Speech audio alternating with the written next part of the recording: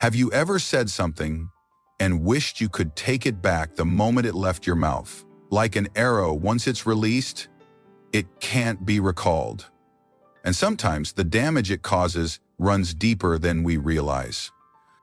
As we grow older, we come to understand something that younger folks often overlook. Words matter. They can heal or they can harm. They can bring people closer or drive them apart. The Stoic philosophers Marcus Aurelius, Epictetus, Seneca, they all taught that speech is not just sound, it is character revealed. And a wise man doesn't speak to be heard, he speaks to be understood. In a world that gets louder by the day, true wisdom often speaks the softest. Today we'll explore 7 things an intelligent man never says, not because he's timid, but because he's mastered his mind. Because silence, used rightly, can be more powerful than 1,000 speeches.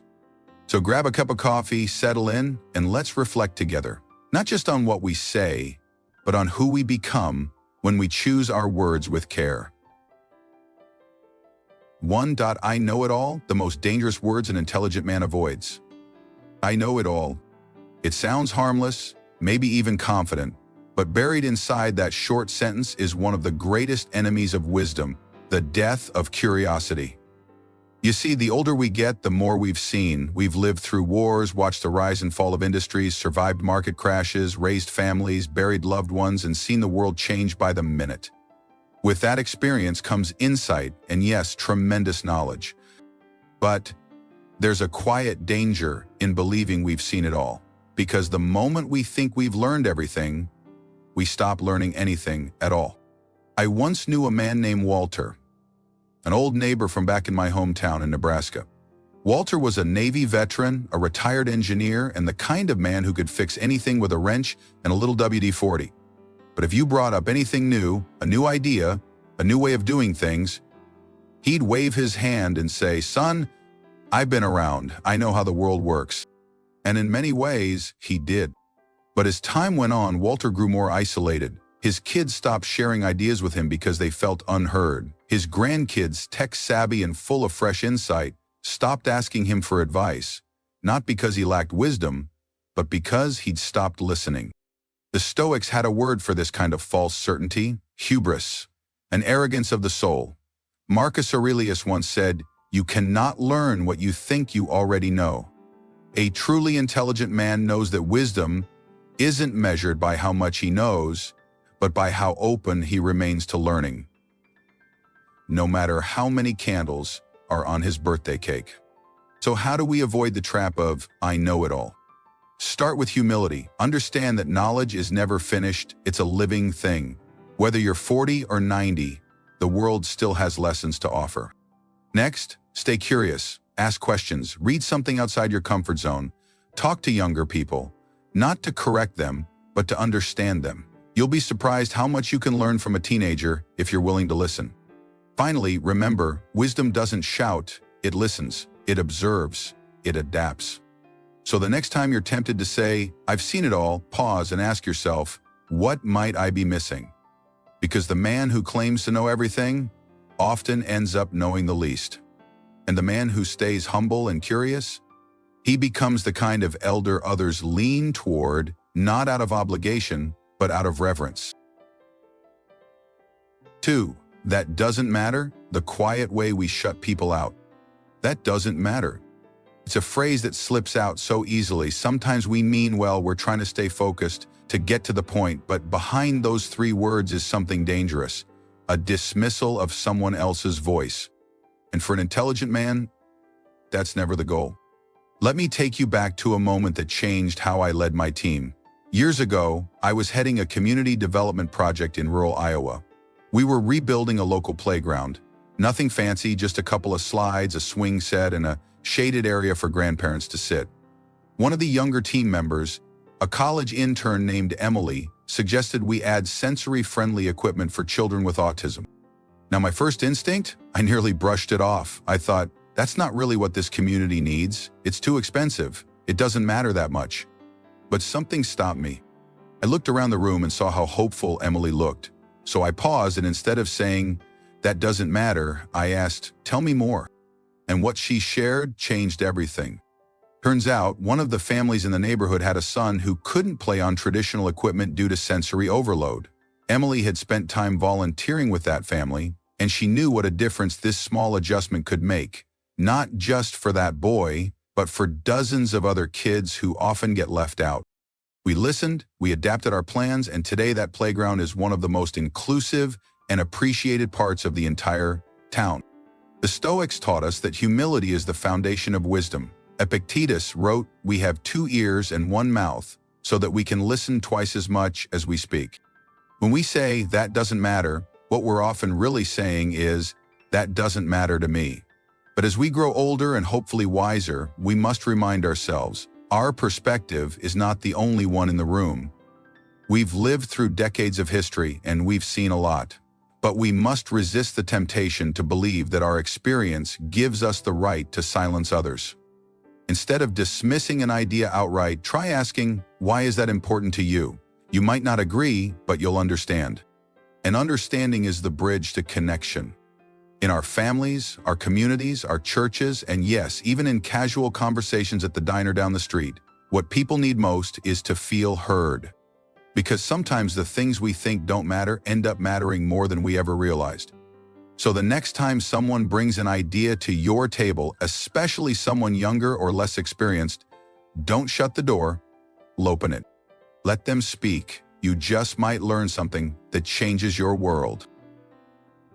3. I'll do it, I promise. When good intentions aren't good enough. We've all done it. In the moment, maybe out of excitement, maybe to avoid disappointing someone, we say those fateful words. "Don't worry, I'll take care of it, I promise." But deep down, we're not sure we actually can. And while our hearts may be in the right place, our words carry more weight than we often realize, especially with the people who count on us most. Let me tell you about my old friend Harold.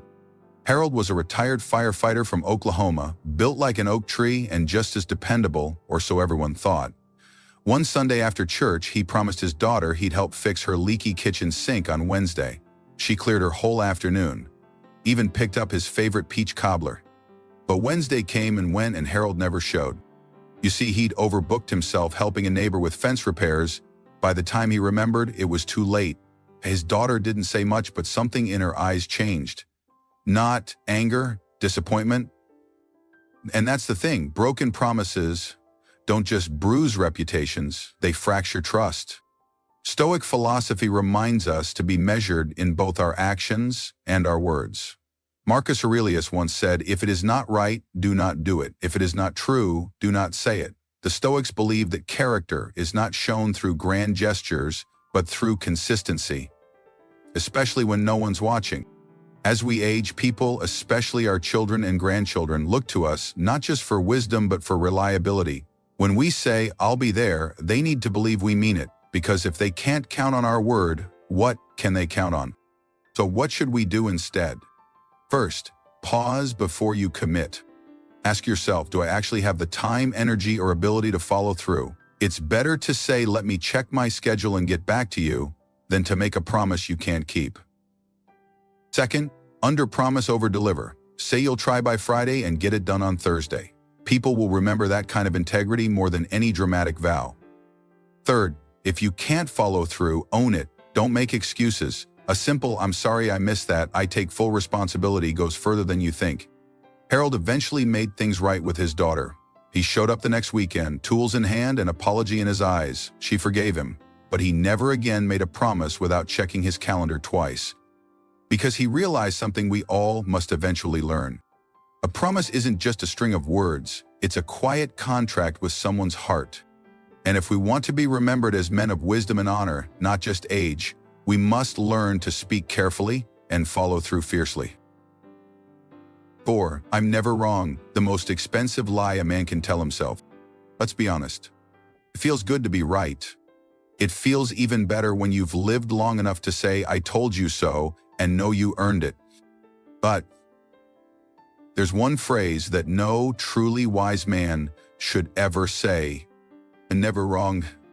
Now, most folks don't say it out loud, but they say it with their silence, with folded arms in an argument, with that look that says, "I've been around longer than you, kid, don't tell me how the world works."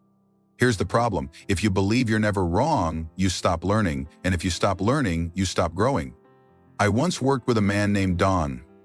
Vietnamese veteran, small business owner, the kind of guy who measured everything in miles, pounds, and handshakes. He was as old school as they come. One day, his grandson tried to teach him how to manage inventory with a simple app on an iPad. Don scoffed and said, "Boy, I've been doing this with a pencil and a legal pad for 30 years. You think I'm doing it wrong now?" The kid backed off. But here's what Don didn't realize. His manual system was costing him over $5,000 a year in lost and misplaced stock. By refusing to admit the possibility that he might be wrong, Don was burning money and building walls between himself and his family. Stoic wisdom teaches us to embrace the uncomfortable truth that we will be wrong. Often Marcus Aurelius wrote, "If someone can prove me wrong and show me my mistake, I will gladly change, for I seek the truth, which never harmed anyone." That's not weakness, that's strength. That's the kind of quiet strength that holds a marriage together, keeps a business afloat, and earns the respect of your kids, even when they're taller than you now. You see, there's a huge difference between being right and being righteous. The righteous man admits when he's wrong. He listens, he learns, he says, "I didn't see it that way, tell me more," not because he's unsure of himself, but because he's secure enough to grow. So how do we live that out? First, pause before defending yourself. Ask, what if they're right? Second, invite correction. Say, "If I'm missing something, let me know." And third, model humility. The people around you, especially the younger ones, are watching how you handle being wrong more than how you handle being right. Don eventually gave that iPad a try. He fumbled with it, cursed at it, but after a few weeks he saw the results. Inventory organized, profits up, and his grandson right there beside him beaming. He looked at me one day and said, "You know what? I was wrong." I smiled. And in that moment, Don wasn't less of a man, he was more of one. Because admitting you're wrong isn't a failure, it's a badge of wisdom. 5. I hate that person. Why an intelligent man never lets hatred take the lead. There's a moment in life, maybe many, when someone crosses a line. They betray you, insult you, hurt someone you love, and deep down, your gut says it loud and clear. I hate that person. It's human, it's honest, and it's dangerous. Now, don't get me wrong, anger is a natural reaction, but hatred is a choice. And once we let that fire settle in our bones, it starts burning more than just bridges. It burns us from the inside out. I remember my neighbor Joe, a retired postal worker from Michigan. He had a falling out with his brother, something about money and a piece of land left in their mother's will. Joe never talked about the details, but he made one, "I don't care if I live to be 100, I'll never forgive him." And he didn't. For 20 years, they lived just 3 miles apart and never spoke a word. And when Joe's brother passed, Joe stood outside the funeral home. He couldn't bring himself to go in. He lit a cigarette with shaking hands and said, "Guess he got what he deserved." But there was no satisfaction in his voice, only regret. The Stoics warned us about this very thing. Seneca once said, "Anger, if not restrained, is frequently more hurtful to us than the injury that provokes it." Hatred might feel like power, but it's poison, and the first person it harms is the one who drinks it. An intelligent man doesn't pretend everyone is kind or just, but he refuses to let those people control his peace of mind. That's what hatred does. It keeps you chained to the past, reliving an offense that the other person probably forgot years ago. Worse, it makes you the prisoner, not them. So how do we rise above it? Recognize that forgiveness isn't about approval, it's about release. You're not saying what they did was okay, you're saying you refuse to carry it anymore. Separate the person from the pain. You can set boundaries without declaring war. You can walk away without wishing them harm. Ask yourself, is this worth giving up my peace for? Because peace is precious, and no grudge is worth more than your health, your sleep, or your soul. Joe once told me, "The saddest thing is, I don't even remember what we were fighting about anymore." And that's the truth about hatred. It lingers long after the reasons disappear. The Stoics weren't saints, they were soldiers, emperors, survivors. They knew life could be brutal. But they also knew that hatred is a burden too heavy for wise men to carry. So let others stew in anger if they must. You? You walk away with a clear mind and a quiet heart. Because an intelligent man doesn't hate, he heals. 6. I can't take this anymore. When endurance becomes a mark of wisdom. We've all felt it. The pressure builds, the weight gets heavy, and the words slip out. Sometimes in a whisper, sometimes in a shout. I can't take this anymore. It's a phrase born in doctors' waiting rooms, at gravesides, in sleepless nights beside hospital beds. It's said when bills pile higher than the mailbox, when marriages fray, when health fades, and friends are buried faster than new ones appear. But here's what the Stoics knew, and what every intelligent man eventually learns. You're allowed to feel exhausted, you're not allowed to give up. Because strength doesn't mean you never get tired. It means you keep walking even when you do. Let me tell you about Mr. Hank Dawson, a World War II vet from Georgia. Hank lost his wife of 58 years, then his mobility, then his eyesight. When I visited him at the VA center, he said, "Some days I feel like a tree in a storm, every wind trying to knock me over." I asked, "So how do you stay standing, Hank?" He smiled and said, "Because I've got deep roots. I've seen worse, and I'm still here." That's endurance. That's the voice of a man who could have said, "I can't take it anymore," but chose to say something else. "I'll take it one more day." You see, Stoicism doesn't ask you to pretend life is easy. It asks you to face difficulty with dignity. Marcus Aurelius wrote, "If you are distressed by anything external, the pain is not due to the thing itself, but to your estimate of it, and you have the power to revoke that estimate." In plain English, your strength isn't determined by what happens to you, it's determined by how you respond. So when the world feels heavy, don't collapse under it. 3. Step back. Ask yourself, what can I control right now? You may not control the disease, but you control your attitude toward treatment. You may not control your adult children's choices, but you control how you love them through it. You may not control aging, but you control whether you face it with bitterness or quiet grace. When you say, "I can't take this anymore," what you're really saying is, "I don't know what to do with this pain." But pain, properly faced, becomes power. It becomes the fire that tempers iron into steel. And every time you choose to stand, just one more hour, one more day, you prove something no words can capture. That resilience is the true measure of intelligence. So instead of "I can't take this anymore," try this. This is hard, but I'm harder. This hurts, but I'm still here. This storm is strong, but my roots go deep. Because you, my friend, are stronger than you think. And you've taken more than this before and walked away wiser. 7. I deserve respect just because I'm me. Why true honor must be earned, not demanded. We live in a world where people throw the word respect around like it's something you're automatically owed. But here's a truth that every intelligent, seasoned man understands. Respect isn't a right, it's a responsibility. It's not something you get just because you've lived longer, yelled louder, or stood taller. It's something you earn. With humility, with consistency, and with character. Let me tell you about Mr. Ellis from a small farming town in Indiana.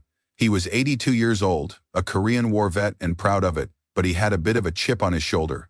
If a young nurse forgot to say "sir" or didn't move fast enough, he'd bark, "I've earned my respect, girl. I don't need to explain myself to anyone." But here's the irony. While Mr. Ellis demanded respect, the staff began to avoid him. They did their duty, but not their kindness. Not because he was old or wrong, but because respect can't be forced. It has to be inspired. And that's what the Stoics knew well. Marcus Aurelius, an emperor, never once claimed he deserved reverence just for being Caesar. Instead, he wrote, "Waste no more time arguing what a good man should be one."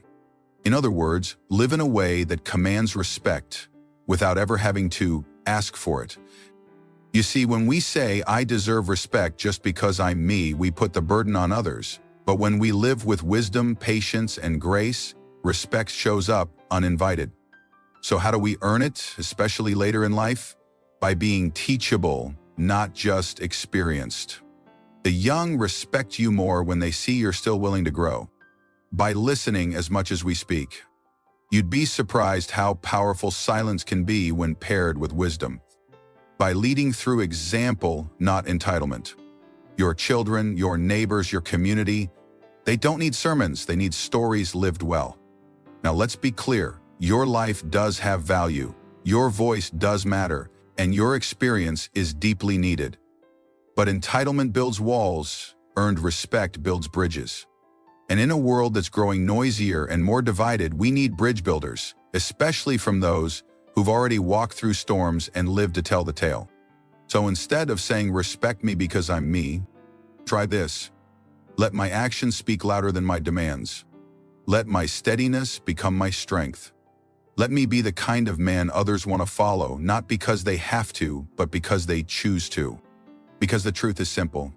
You don't need to chase respect, you just need to live in a way that leaves no doubt. Closing, wisdom that echoes beyond our years. So as we close, remember this, wisdom isn't just what you've learned, it's how you live it.